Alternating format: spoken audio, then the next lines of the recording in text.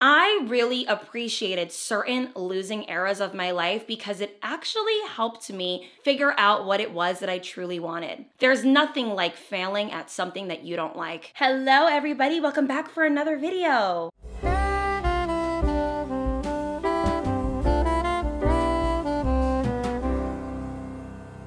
Welcome back to HAILMAS, everyone. I have a few updates before we get into today's topic, which is about rebuilding your life after failure and kind of what to do in your losing season and what to do after it so you can approach and enter your winning season.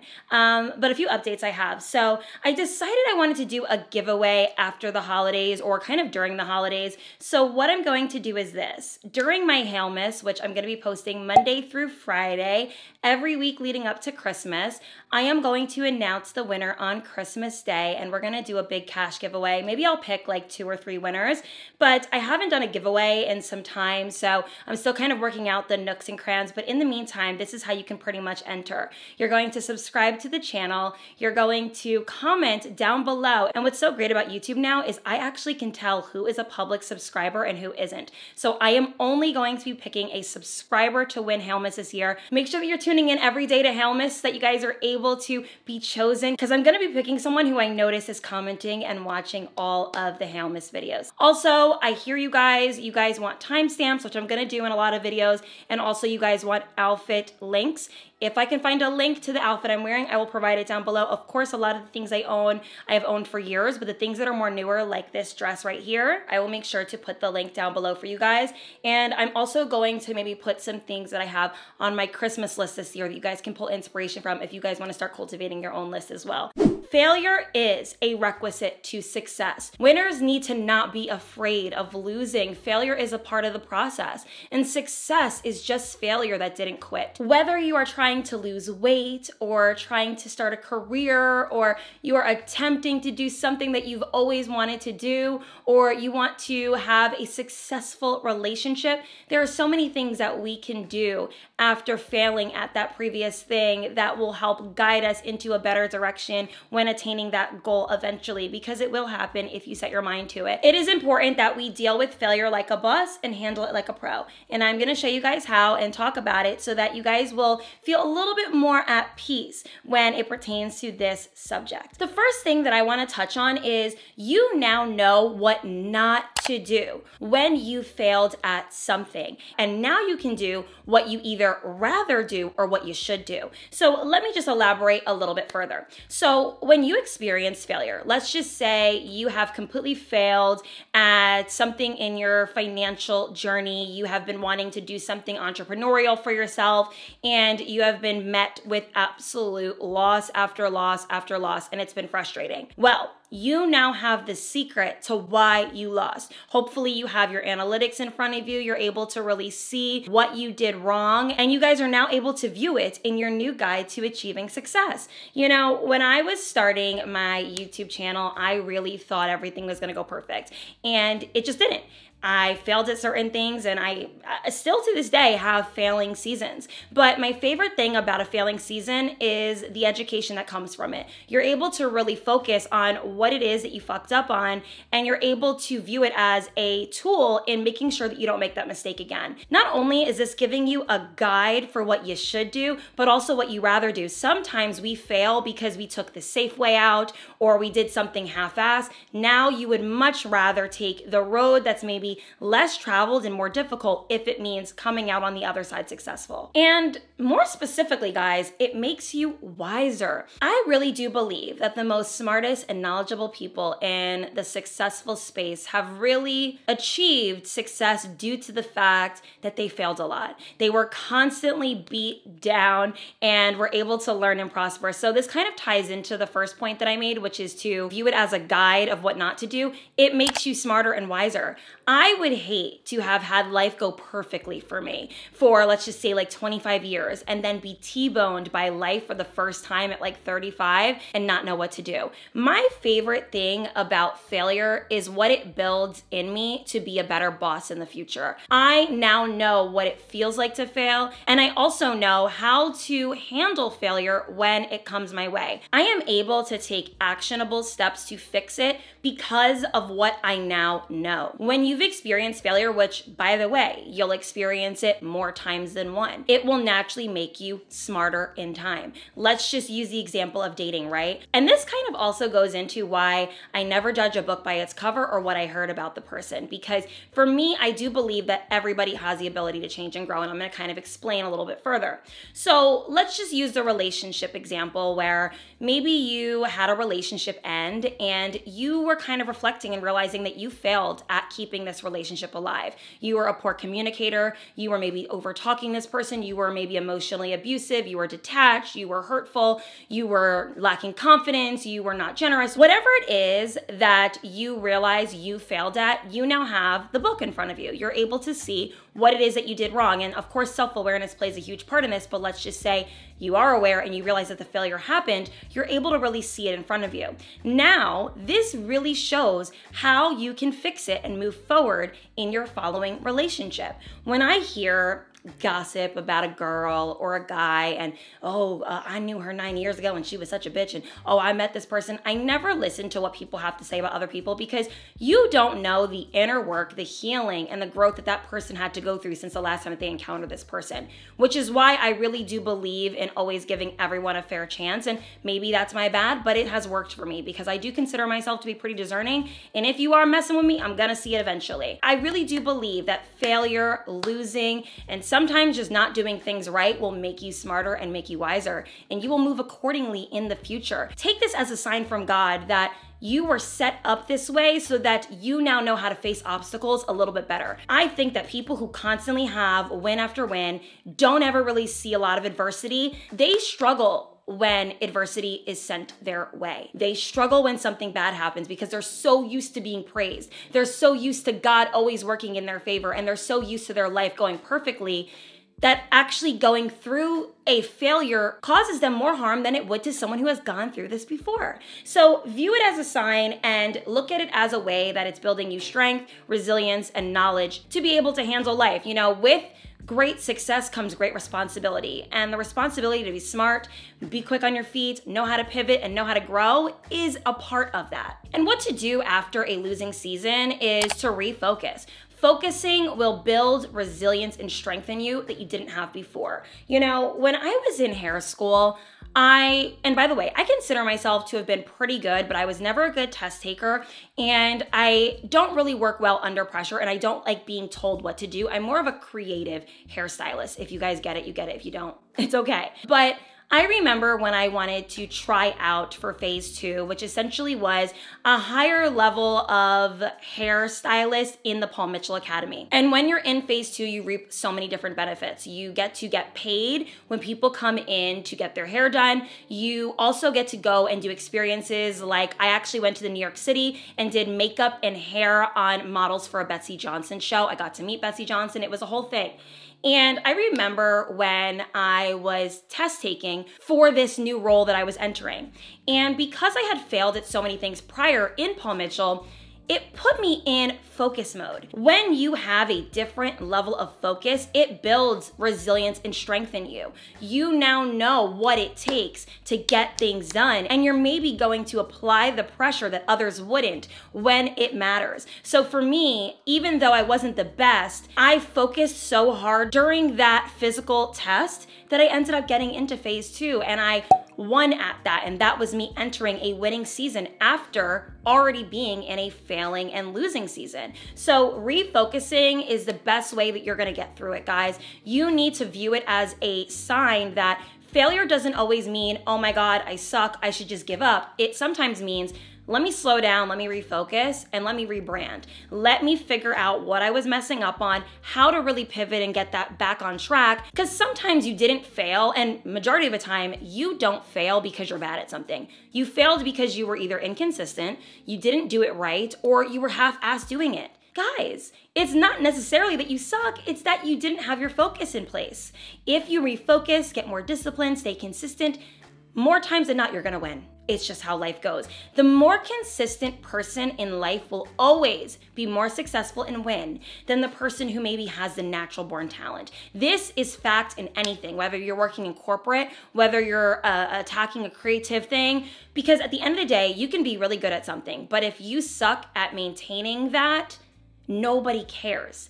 The person that is hired for a job is the one who shows up and is consistent and shows that they're willing to grow. Not necessarily is always the best person at it going to be the best person for it. So keep that in mind. Consistency and focusing will always get you to the number one spot. You know, my favorite thing about a losing season is the level of appreciation that you have when you actually approach your winning season. I don't think you guys realize that in order to really cherish and enjoy winning in life, you gotta experience a failure. Think about all of the kids who were born into wealth and they have a cookie cutter perfect life. Do you really think that they wake up every single day and say, I am so blessed to be wealthy?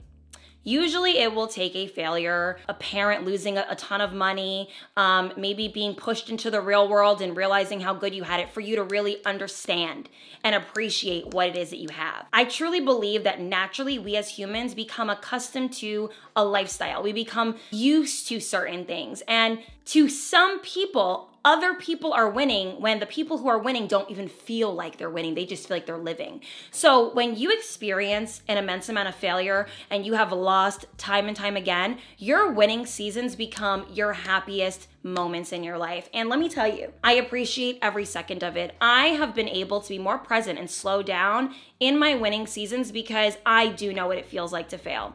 I fail usually once a year at something, and I have gotten better at handling it because I view my failing seasons as a way to pivot and refocus and to try to really analyze what it is that I did wrong. I kind of look at it as a personal audit on how to self-improve, and I have found that I have become a better person because of it, and even my emotional well-being and things like that have improved, and my mental health, because I have went through so much that the more you go through, the more it builds in you.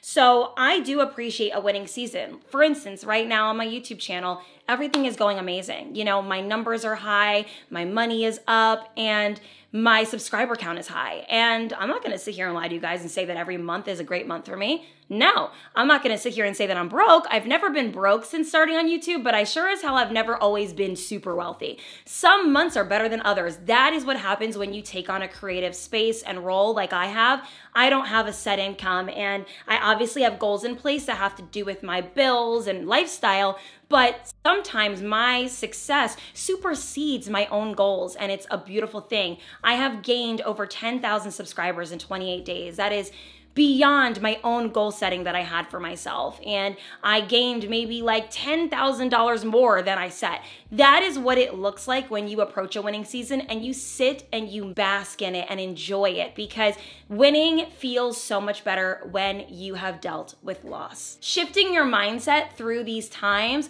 will really determine how cut out you are for this lifestyle. Not a single entrepreneur, influential person, or anyone who has made an impact has not gone through some sort of failure. I always bring it back to Gary Vee because he's one of my favorite people, but that man was literally working in a liquor store into his mid-30s, and he didn't necessarily have the life he has now. There's nothing wrong with working in a liquor store, but he's trying to use the example of all of my peers that I went to high school with were driving Beamers and Mercedes and Porsches, and I was carrying liquor to their trunks.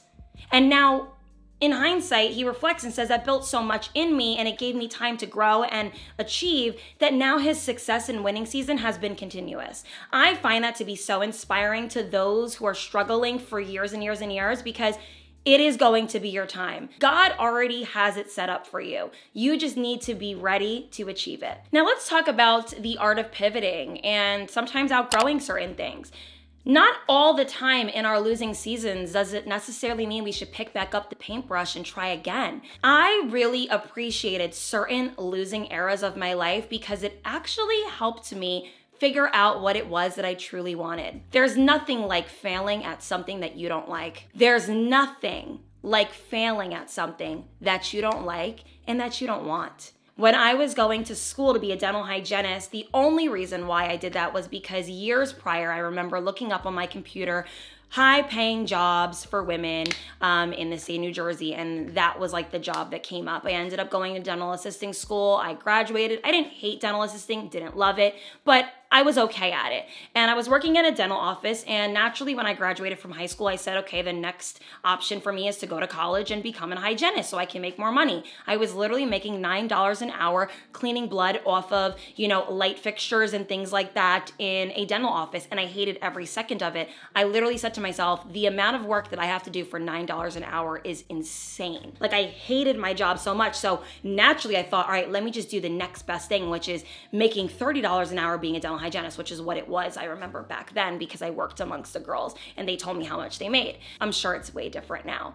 And this was like 9 years ago. I remember going to school, taking anatomy and physiology because I had to take the prerequisites to being a dental hygienist. So anyways, I enroll in college. I am taking the prerequisites to becoming a dental hygienist, all for the wrong reasons, of course, but I didn't see it that way at the time. And I hated every moment of doing my prerequisites. And I was taking anatomy and physiology and all these other classes that I didn't want to take when I was in college, I wanted to take classes like race and ethnicity, which I ended up taking later, and public speaking. Like, that was my passions. I could not wait to get into those classes, but those were not the prerequisites. Long story short, I failed. I got an F in anatomy and physiology. And that was the moment when I realized, I don't really want to do this. I didn't want to do it anymore. It didn't feel right to me. It didn't feel organic. And I wasn't willing to try again because it was the failure that made me realize that I didn't even want to try to do something again that I didn't even like doing. So sometimes failing is meaning that you outgrew something and that you need to pivot. Okay, I ended up just pursuing full-time my YouTube career. Of course, it took a couple detours along the way. You guys know I went to hair school. I mentioned that earlier. But long story short, I got to where I needed to be in life.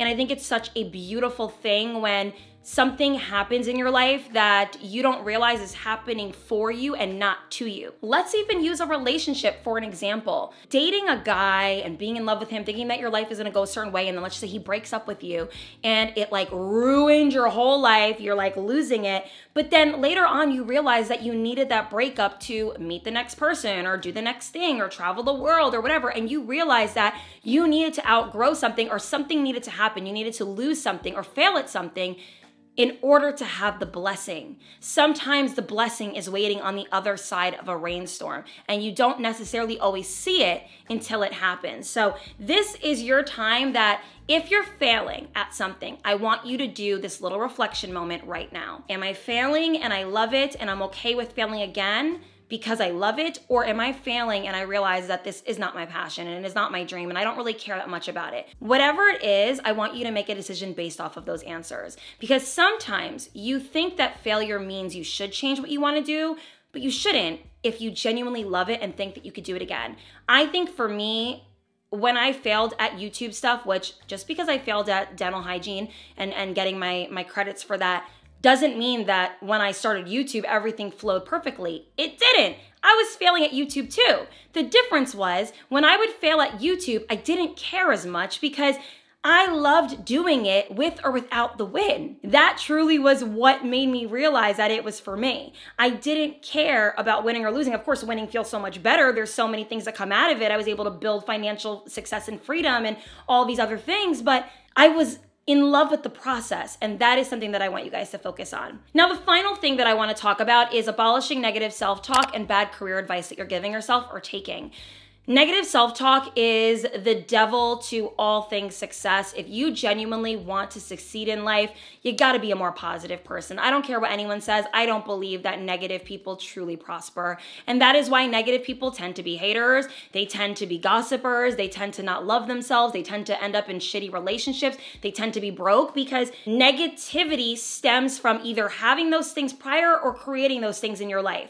Even if you do have those things prior, you can be positive and change your life. And a lot of people don't realize that. So I want you to get rid of that negative self-talk. It will completely ruin your life, I promise you. View your life from a glass half full perspective. You always have it better than at least someone. You might feel like you're losing in life and everything is just upside down for you, but I promise you, positivity will get you there, quicker. You ever have one of those days when you wake up, you bump your knee on the dresser and you're like, ow, and then you go in the shower and you drop the shampoo on your foot and then you leave the house and you forget your lip gloss and then you come back home and your dog's made a mess and you're like, what the hell? Like, my life is terrible. I have learned in my winning season and in this new era and chapter of my life that I try to laugh things off when things go wrong because I'm like, okay, this is silly. I try not to harp on it and view it as oh my God, it's a bad life. No, it's just a bad day. It's not a bad life. It's a bad day. It's a bad season. And that has really helped me in pivoting and getting to positivity and winning quicker. When I started shifting my focus, changing my mindset, and helping myself through these experiences by laughing them off, not really putting too much energy into them, sleeping on them, and kind of just letting myself feel the feels without harping on them, my life changed for the better. And I also want to say that, certain bad career advice will really mess you up in this journey in rebuilding your life after failure. First thing that I want to discuss is when people say that, dream big dreams are the ones that matter. No, small dreams matter too. Sometimes it's actually the small dreams that we have that have given us way more purpose than the ones that we had that were bigger. I had some really big dreams for myself and I got a lot of them. But I have to say the dreams that were smaller of mine really surprised me. One of the small dreams that I had was to have a dog. Was it the biggest dream that I had for myself? No, it wasn't. It was just a part of my dreams, and it was a smaller dream of mine. It was like, I just want to have a dog. It wasn't really that big of a deal, but my dogs have changed my life and have actually made single life and living alone so much easier for me and have given me so much purpose beyond just my YouTube channel and other things in my life. It's nice to have a purpose outside of work and things like that. So it has given me a purpose and has actually also helped me in being a parental figure in some way. I know I'm not a parent and I don't compare having a dog to having a kid, but it prepares you in some way for responsibility, of course. And there's even smaller dreams that I've had that have really given me so much purpose. So small dreams do matter. And also I want to, bring up the next thing, which is not everything you love will make you money. They always say, do what you love and it will bring you wealth. Lies they tell. I am a passion-focused kind of channel, and I do believe that a lot of my life is blessed because I pursued my passion. But that doesn't mean that I view everyone's life to go exactly as mine and as privilege as mine did, because I have to say that I had an immense amount of privilege to be able to get to where I'm at, and that's the truth, guys. When I was building the height of my career, I was living at my parents' house, I had no bills, and I had a lot of help, and I think that everyone's chapters are different and everyone's phases in life are different, but I do think that you can actually love what you do because you make money doing it. Do you guys understand what I'm saying? I think a lot of people say love what you do and it will make you money, and I think that that does for some people. But some people get so stuck on that and they forget that sustainability, security, and safety sometimes does actually make people love their life and happy. So if something that is going to provide you safety and security because you don't have it now is going to bring you more wealth, more happiness, and more security, do it. Not everybody has big dreams and is passion focused and only ever does things due to passion. My mom always says she never had a passionate bone in her body, and all she wanted out of life was to be successful and to be okay and take care of her kids. My mom looked up, nurses, or she looked up I think it was successful jobs for women, and nursing came up, and she became a nurse and ended up falling in love with the profession later on. It wasn't something that she had a dream of wanting to do her whole life. She fell in love with it and ended up continuing her education and growing and evolving throughout the years because she fell into something that she loved. Sometimes we are not naturally given the gift to be creative and do something passionate. Sometimes it takes trying new things, pivoting, doing things for money that ends up making us happy. So rebuilding your life after failure sometimes looks like doing something that can provide you with the safety and security, and maybe you might love that as well.